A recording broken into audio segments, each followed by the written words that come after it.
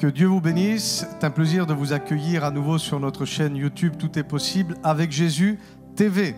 Donc nous avons eu toute une série concernant la délivrance et dans les sous-thèmes de la délivrance, nous avons eu à cœur de pouvoir vous parler de ce qu'on appelle l'identification biblique, alléluia, afin que ça puisse permettre de vous faire vivre des choses pratiques et de comprendre quels sont les objectifs de l'identification.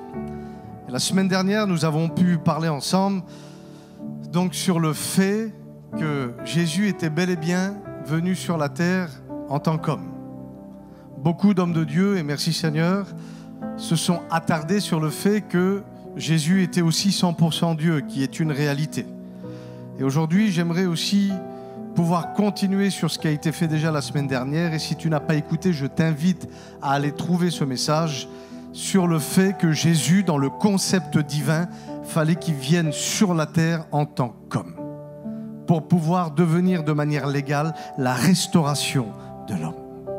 Et on avait vu que dans ce que Dieu avait créé au départ, Dieu avait créé les choses pas pour que l'homme subisse une vie sur la terre, mais qu'il puisse jouir des privilèges, alléluia, de ce que pouvait lui apporter la terre dans une relation avec Dieu, pas dans le ciel, mais sur la terre. Alléluia. Et le chaos est venu, la désobéissance est arrivée, et nous avons vu que le jugement de Dieu est arrivé, mais, alléluia, dans le jugement de Dieu, à cause, amen, de la double nature de Dieu qui est sainteté et amour, le jugement avait apporté une solution.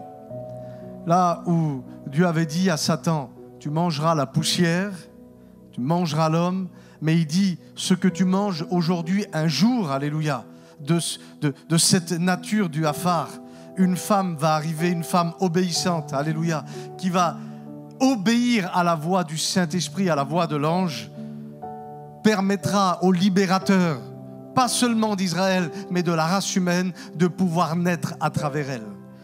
Et il dit, je mettrai une inimité entre ta descendance, Satan, et la descendance de la race qui va arriver, qu'on appellera la race de Christ. Là où le premier Adam avait échoué, le deuxième Adam, alléluia, va relever le défi, alléluia, va augmenter le niveau et il va t'écraser la tête, alléluia. Ça, c'est la prophétie que Dieu donne concernant Jésus, homme venu sur la terre, récupérer la clé du séjour des morts. Et on avait vu que par la suite, Moïse lui-même avait prophétisé sur la venue d'un homme qui allait venir, dans lequel Dieu allait mettre justement ses paroles. Et ensuite, on avait vu une merveilleuse déclaration prophétique qui venait des fils de Corée, que lors d'une vision qu'ils avaient eue dans les psaumes, psaume 45 en particulier à partir du verset 3, ils disaient sur Jésus, tu es le plus beau des fils de l'homme et la grâce, alléluia, est répandue sur tes lèvres. Ils avaient compris en vision que justement la parole de Dieu allait être manifestée à travers la bouche de Jésus sur la terre, que lorsqu'il parlait, les éléments lui obéissaient. Alléluia. Pas nécessairement en tant que Dieu, mais aussi en tant qu'homme à travers les dons spirituels que Dieu dépose, alléluia, dans les êtres humains. Et ensuite, on avait lu donc ce que l'apôtre Paul avait écrit dans l'épître aux Philippiens, quelque chose qui pour moi est merveilleuse lorsque on se laisse imprégner par ça.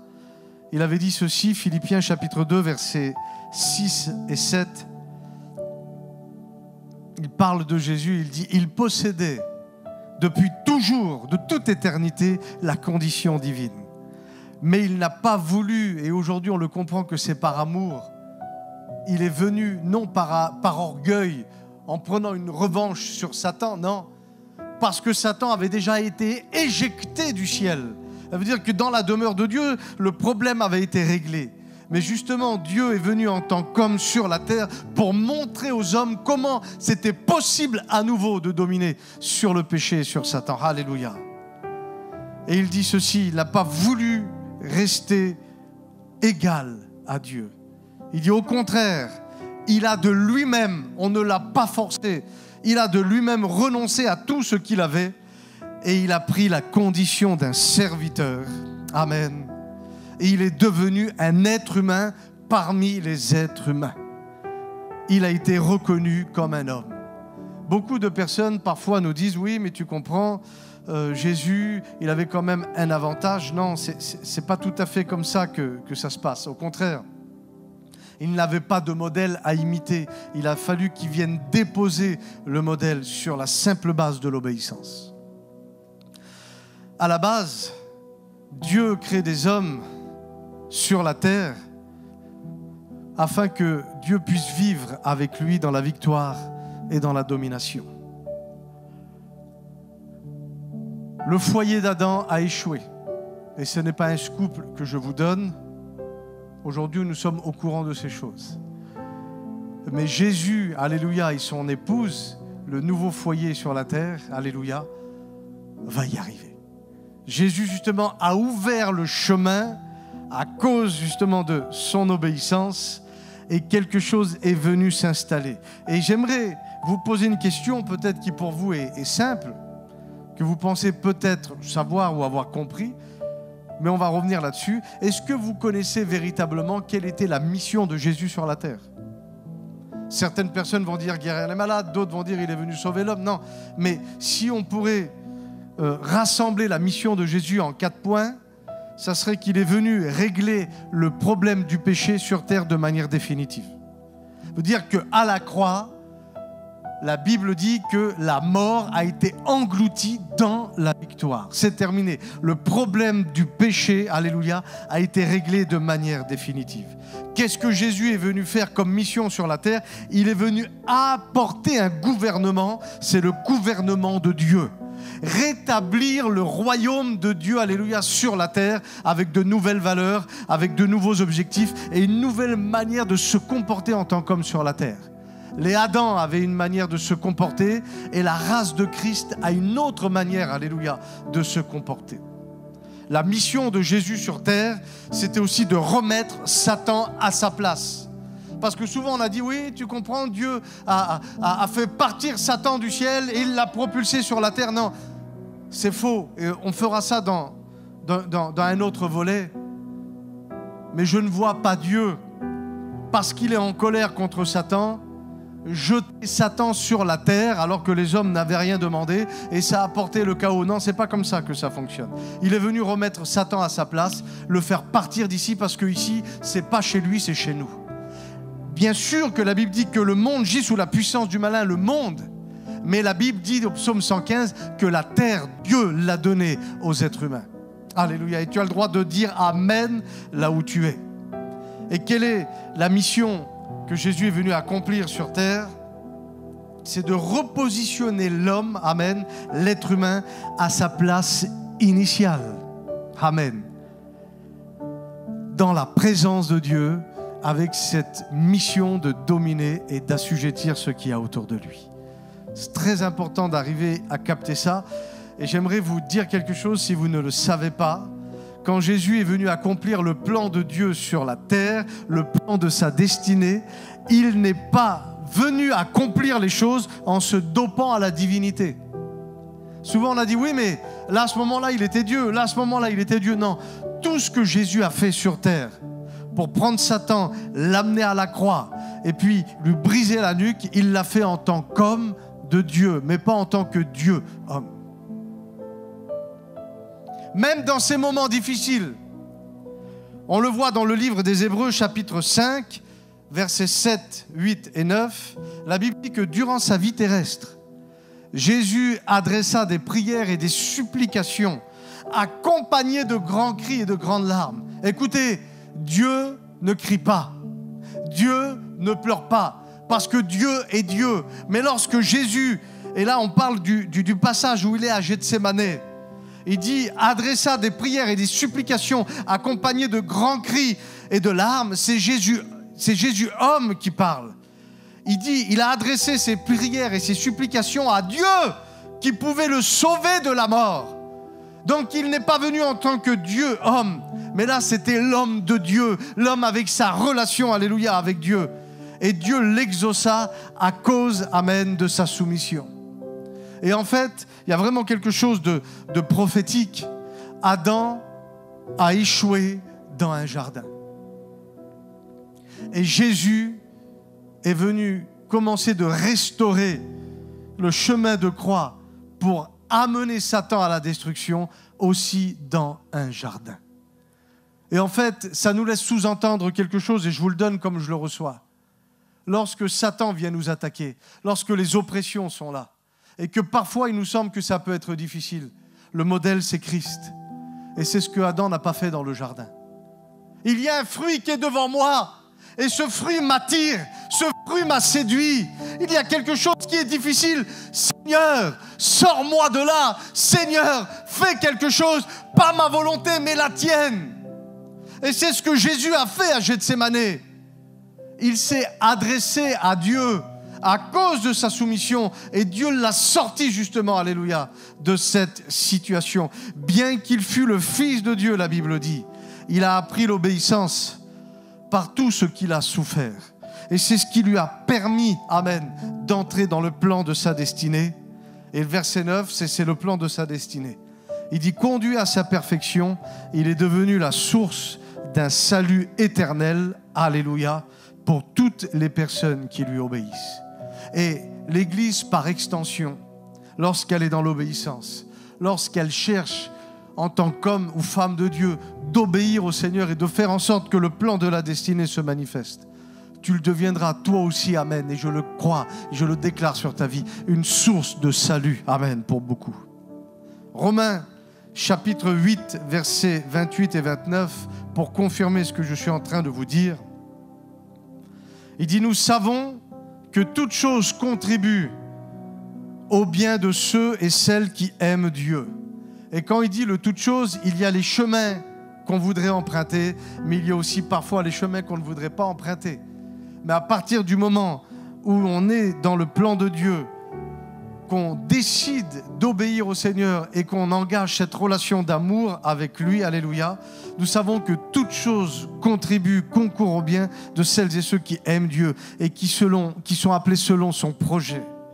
Verset 29, car Dieu les a choisis d'avance. Il a aussi décidé d'avance de les rendre semblables à son Fils. Écoutez bien, afin qu'il soit l'aîné d'un grand nombre de frères et sœurs. On prêche beaucoup sur le Fils unique de Dieu. Mais j'aimerais vous dire quelque chose et vous le rappeler, Église, si vous ne le savez pas. Jésus n'est plus Fils unique. Pendant son temps de passage sur la terre, il a été Fils unique. Mais à travers ce verset-là, on comprend qu'il est passé du statut de Fils unique à Fils aîné.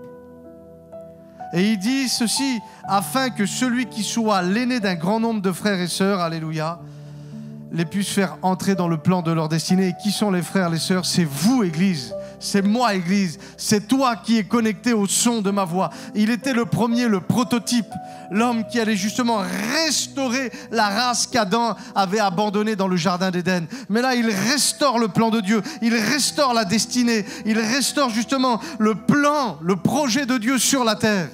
Et nous pouvons, à travers notre nouvelle naissance, se positionner sur ce chemin, petit à petit, et continuer ce que Jésus a commencé de faire. Pour ça que Jésus va dire lui-même, vous pouvez faire les choses que j'ai faites et vous en ferez même de plus grandes. Et c'est là que le principe de l'identification prend tout son sens. Nous pouvons, alléluia, grâce à son sacrifice, grâce à sa mort et à sa résurrection, nous identifier à Jésus, alléluia, parce que Jésus sur la terre était venu aussi en tant qu'homme. Au nom de Jésus, tu as le droit de dire Amen là où tu es. Alors, je voudrais vous donner 3 ou 4 petits points où on voit Jésus, il y en a certainement plus, mais j'ai relevé que cela, où Jésus s'est manifesté en tant que Dieu quand même. Lorsqu'il pardonne les péchés, dans Jean chapitre 5 et verset 20, là il ne le fait pas en tant qu'homme, mais il le fait en tant que Dieu. Lorsqu'il se laisse adorer, évangile de Jean chapitre 9 verset 38, là il est dans sa divinité. Et quand il va prononcer une parole particulière, Jean chapitre 8 verset 58, quand il dit « Avant qu'Abraham fût, je suis », il se déclare là étant Dieu aussi sur la terre. Mais dans tout le reste, pratiquement tout ce que Jésus fait, Jésus le fait en tant qu'homme. Alléluia. et c'est important de pouvoir le comprendre, c'est que sur la ligne de départ, nous sommes tous logés à la même enseigne. Ce qu'il faut savoir, c'est que lorsqu'on parle d'un homme, on parle de quelqu'un qui vit avec la condition d'un homme. Et il y a ce qu'on appelle les capteurs sensoriels. Capteurs sensoriels sont ce qu'on a défini comme étant les 5 sens. Le toucher, lorsqu'on entend, qu'on goûte, qu'on sent, qu'on voit. Toutes ces choses-là on appelle ça les capteurs sensoriels, et il y en a 5.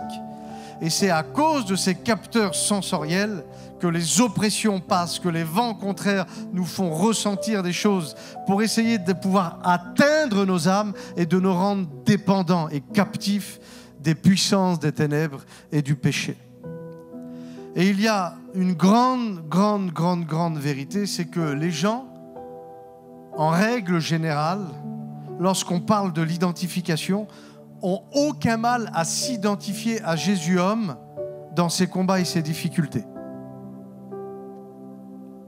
C'est beaucoup plus difficile à l'Église de s'identifier à Jésus homme dans ses victoires que de s'identifier à Jésus parfois dans ses combats et dans ses difficultés. J'ai souvent entendu des personnes dire « Mais Jésus aussi était né d'une femme, il avait besoin de se nourrir comme un homme. Il fut adolescent, il travaillait, il était fatigué, il a pleuré, il a dormi, il a été ému, il fut troublé, il fut triste, il fut en colère, etc., etc., etc. » J'aimerais aussi vous rappeler quelque chose, c'est que même dans ses combats, il n'a jamais capitulé. Parce qu'il y a une grande différence entre ressentir de la tristesse et être dominé par la tristesse. Il y a une grande différence entre ressentir les effets de la peur et être dominé par la peur. J'aimerais vous poser une question. Est-ce que vous êtes d'accord avec le fait que toute épreuve est surmontable? J'entends pas. Est-ce que tu es d'accord avec le fait que toute épreuve est surmontable? Parce que des fois, lorsqu'on dit « Oui, mais Jésus aussi », ça veut dire que tu penses que Jésus a échoué, donc tu te laisses une porte ouverte dans ta pensée pour te dire « Si Jésus a échoué, moi aussi je peux échouer ». C'est pas ça. Ça veut dire que tous les vents contraires qu'un homme peut avoir sur la terre, il les a eus. Il en a subi quelque part les effets, mais il a été dans la confrontation, dans le combat, mais il a toujours dominé, écrasé. Parce que c'est ce que la Bible dit. Il dit, il t'écrasera la tête. Peu importe le nom du problème, que ce soit les peurs, les difficultés, les amertumes, les divisions, il a toujours dominé. Alléluia. Chaque épreuve est surmontable. Et je vous redonne le texte que je vous ai dit tout à l'heure, Jean chapitre 14, à partir du verset 12. Vraiment, je vous l'assure, et c'est Jésus qui dit ça, celui qui croit fermement en moi, alléluia, accomplira lui-même les œuvres que j'ai faites. Parce que Jésus était un homme rempli du Saint-Esprit. Et lorsque l'homme de Dieu a conscience de qui il véhicule, il peut faire les mêmes choses que Jésus, parce que Jésus, en tant qu'homme, était le premier-né de la lignée qui allait arriver. Et tu fais partie, Église, de cette lignée-là. Et il dit, il en fera même de plus grandes que moi, parce que je me retourne auprès du Père. Verset 13, il dit, en quoi que ce soit que vous demandiez, en vous recommandant de moi, ça veut dire dans le nom de Jésus, il dit, je le réaliserai pour que par le Fils, alléluia, la gloire du Père devienne manifeste. Et quand il dit par le Fils, c'est par vous, Église. Parce que la gloire de Dieu sur la terre a été confiée à l'Église, aux enfants de Dieu. Et tu as cette responsabilité que tu dois sortir justement du statu quo, sortir des effets négatifs, sortir des blocages, sortir des limites justement pour que le Fils de Dieu en toi se réveille. Alléluia. Et que tu puisses marcher comme un dominant sur la terre. Ce n'est plus aux maladies de parler contre toi, c'est toi qui dois parler à la maladie. Ce n'est plus aux ténèbres de parler contre toi, c'est à toi de parler aux puissances des ténèbres. Alléluia. Et si tu es d'accord avec ça, tu me donnes le meilleur des Amen là où tu es dans le nom de Jésus. Et il dit, je le répète. Ça veut dire que Jésus le dit encore une deuxième fois. Si vous demandez quelque chose en vous recommandant de moi, il dit, je le ferai. Alléluia. Est-ce que tu crois que ces paroles s'appliquent à toi? Est-ce que tu crois que par la grâce, alléluia, et la puissance de Dieu qui réside en toi, ces choses-là peuvent sortir de toi? Si j'ai un conseil à te donner, c'est d'arrêter d'être dépendant de ce que tu entends, de ce que tu vois ou de ce que tu ressens. Tu dois aujourd'hui être un homme, une femme qui est dépendant de ce que Dieu dit de toi, alléluia. C'est la parole de Dieu qui doit dominer sur ta vie. Ce n'est pas la parole du serpent. Lorsque quelque chose de négatif, lorsqu'une fausse croyance arrive, même qui semblerait que dans le monde physique c'est vrai, c'est un mensonge. Si Dieu a parlé, je crois de tout mon cœur, alléluia, que Dieu le fera pour toi au nom de Jésus. Alléluia. On peut donc s'identifier à Jésus dans ses difficultés et ses problèmes, c'est une réalité. Mais on doit surtout, alléluia, s'identifier à Jésus, amen, en tant qu'une personne dominateur et en tant que sauveur. Et le verset clé de l'identification, on le retrouve dans 1 Jean chapitre 3, verset 8. Et il y a quelque chose qui est très significatif. Vous savez que dans les évangiles, à chaque fois que Jean parle de Jésus, il le définit comme étant le Fils unique. Fils unique, Fils unique. Mais lorsqu'il y a eu la croix, la mort et la résurrection, dans les épîtres, Jean ne définit plus Jésus comme étant le Fils unique, mais il va dire le Fils. Parce qu'il sait pertinemment qu'il n'est plus le Fils unique, puisque l'Église est née. Et c'est pour ça que quand il va parler de Jésus, il va dire le Fils, afin qu'on puisse se rappeler que c'est lui qui a ouvert la porte. Mais surtout, il va dire le Fils, afin que nous qui sommes fils et filles de Dieu, on puisse prendre aussi ces textes pour nous aujourd'hui. Et lorsqu'il dit le Fils de Dieu, 1 Jean chapitre 3, verset 8, alléluia, le Fils de Dieu est précisément venu sur la terre pour détruire les œuvres du diable. Alors oui, il parlait de Jésus, mais il parle de toi aussi, Église. Qui est fils de Dieu? Tu as le droit de dire Amen. Tu lèves ta main, tu mets un commentaire. Mais est-ce que tu es fils de Dieu? Déclare-le, proclame-le dans ta vie. Moi, je suis fils de Dieu. Et ce verset me motive. Et il me fait prendre ma responsabilité. Il est en train de dire, Christ, quand tu es né de nouveau, tu es devenu fils de Dieu. Et voici pourquoi tu es venu sur la terre. Tu es venu pour détruire toi aussi les œuvres du diable. Toi aussi, il faut que tu pries pour les malades. Toi aussi, il faut que tu bâtisses des destinées. Toi aussi, il faut que tu chasses ces démons. Toi aussi, il faut que tu fasses en sorte que ce qui existe dans le monde invisible se manifeste dans le monde physique. Alléluia. Et la clé de tout ça, il y a une seule et unique clé, on reviendra toujours aux mêmes choses, c'est de croire que je suis né pour ça. Trop de gens vivent un évangile bisounours où on croit que... je ne sais pas, en étant dans une église, en montant un petit commerce, en ayant une petite vie tranquille, c'est ça la vraie vie en Christ. Non. Quand vous regardez les apôtres, les femmes et les hommes de Dieu qui se sont convertis, les disciples à l'époque, dès qu'ils recevaient le Seigneur, première chose qui venait dans leur cœur, c'était de parler du Seigneur, de chasser les démons et de guérir les malades. C'est ce qui doit t'animer, Église. C'est ce qui doit t'animer. Mais tu regardes tellement à tes échecs, tu regardes tellement à ton ressenti, à tes limites, que tu as du mal à rentrer dans ces choses.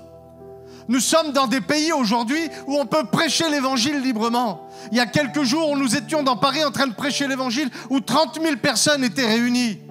Il y a des pays, vous ne pouvez même pas rentrer dans des maisons et être plus de 5 pour prêcher l'évangile. Alors qu'aujourd'hui, vous avez la grâce de pouvoir être dans une saison de réveil. Alléluia. Prêchez l'évangile, chassez les démons, imposez les mains aux malades et croyez que la puissance qui était en Jésus, elle réside aussi en vous dans le nom de Jésus. Ne vous laissez pas limiter parce que ça fait 4 personnes que vous priez et ça ne marche pas. La 5e, la 6e, la 7e, elle marchera lorsque la foi sera libérée. Alléluia, dans le nom de Jésus. Merci Saint-Esprit pour ce que tu es en train de faire. Maintenant, je vais prier, alléluia, pour les personnes qui adhèrent à ce message, mais qui concrètement ont du mal à pouvoir avancer dans ce type de bénédiction. Parce que vous êtes tellement dépendant des choses que vous ressentez ou des mauvais souvenirs de ce que vous n'avez pas vécu, que vous avez du mal à croire que ces choses s'appliquent aussi à vous. Donc maintenant, je vais prier pour toi, toi qui m'écoutes, pour que le message que je viens de libérer, tu puisses commencer à le vivre et à le manifester. tu t'es trop identifié dans les faiblesses parfois ponctuelles de Jésus sur terre en tant qu'homme. Il faut que tu te manifestes dans ses victoires. Donc maintenant, si c'est à toi que je parle, ferme tes yeux là où tu es. Tu peux mettre une main ici sur ta poitrine et je vais prier pour toi pour que cette dimension de l'onction, cette dimension de la présence de Dieu, cette dimension d'autorité puisse être maintenant palpable, que tu puisses la toucher et que tu puisses la vivre. Saint-Esprit, nous sommes devant toi et c'est avec action de grâce et de reconnaissance que nous venons. Je crois dans le nom de Jésus que ta parole, Seigneur, est accompagnée de puissance, accompagnée justement de manifestation. Maintenant, au nom de Jésus, tout ce qui bloquait la vie de mon frère, la vie de ma sœur pour rentrer dans le plan de sa destinée, je te chasse maintenant au nom de Jésus et tu quittes maintenant. Tu pars pour ne plus revenir. Reçois le feu de l'Esprit là où tu es, au nom de Jésus. Et que le plan de la destinée puisse se manifester parce que Dieu a dit, je connais les projets, amen, que j'ai formés sur vous, des projets de paix et non de malheur, afin de vous donner un avenir et de l'espérance. Tu pourras rebâtir sur d'anciennes ruines. C'est à cause de l'Église, à cause de l'obéissance, à cause de tes proclamations qu'on va pouvoir rebâtir sur la terre, sur les ruines que le diable a amenées. Au nom de Jésus, à partir d'aujourd'hui, les choses changent. Toi qui devais enseigner, tu enseigneras. Toi qui devais exhorter, tu exhorteras. Toi qui devais prier pour les malades, tu prieras pour les malades. Toi qui devais chasser les démons, tu chasseras les démons. Toi qui devais prêcher, tu prêcheras. Toi qui devais ouvrir les églises, tu ouvriras maintenant au nom de Jésus. Oui, Saint-Esprit, tu le fais. Oui, Saint-Esprit, tu le fais. Je prie maintenant pour les personnes que ça fait longtemps qu'ils n'ont pas senti la présence de Dieu. Reçois maintenant au nom de Jésus. Laisse le Saint-Esprit se libérer en toi. Laisse le Saint-Esprit se libérer en toi. Alléluia. Laisse le feu de Dieu ranimer justement ce que le diable avait essayé d'éteindre. Écoute, Dieu n'éteint pas le lumignon qui fume encore. Laisse-le souffler, alléluia, sur les braises du souvenir, afin que justement la bénédiction remonte au nom de Jésus. Oui, Saint-Esprit, tu le fais. Qu'à partir d'aujourd'hui, un jour nouveau se lève dans la vie de ton Église et ceux qui étaient connectés au son de ma voix. Dans le nom de Jésus, dans le nom de Jésus. Que Dieu vous bénisse.